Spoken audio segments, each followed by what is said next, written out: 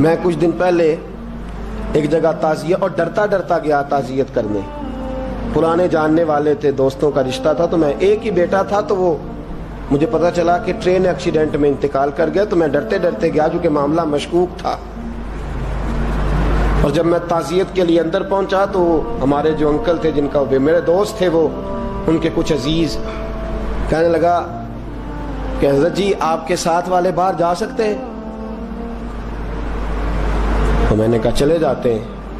میں دوستوں کو گاڑی میں بھیج دیا, اور جب میں نے اس سے بات چیت کی, کہنے لگا میرا بیٹا ایکسیڈنٹ تو میں نے بنایا ہے, وہ تو خودکشی کر کے مرا ہے. شادی کے 11 سال بعد خدا نے ایک بیٹا دیا تھا, اور مجھ سے غلطی یہ ہوئی, میں نے کہا میرے بیٹے کو تکلیف کوئی نہ آئے. اس کے منہ سے جو نکلا میں نے اسے دیا, جو اس نے مانگا میں نے دیا. کہتا ہے جو شخص 16,000 مہینے کا کمائے اور بیٹے کو 40,000 کا موبائل خرید کے دے, کہتے میں نے ہر سہولت اسے دی. پھر ایک امیر کی لڑکی سے یونیورسٹی میں پڑھتے ہوئے اس کا تعلق بنا.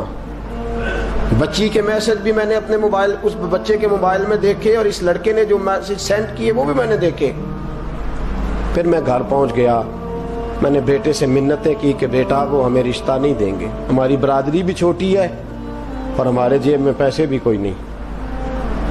پھر میں ان کے گھر گیا, بیٹا نہ مانا, اور میں نے اس شخص کو بلا کے کہا تیری بیٹی کے میسج ہے, خدا را خیال کر, اور تیرے تو 7 بچے ہیں, میری گود میں تو ایک ہی پھول کھلا ہے, میں کدھر جاؤں, خیال کر. اس نے کہا دوبارہ تو نے نام لیا تو ایسے کیس میں باپ بیٹے کو پھنساؤں گا کہ ساری زندگی نکل نہیں سکو گے. نے کہا میں نے بیٹے سے کہا کہ بیٹا میں نے پگڑی تک رکھی ہے پر مجھے رشتہ نہیں ملا, تو باز آ جا. کہنے لگا 3 راتیں میرا بیٹا سویا نہیں, اور مجھے کہنے لگا حضرت جی وہ 4تھی رات سویا ہے تو دوبارہ اٹھا نہیں.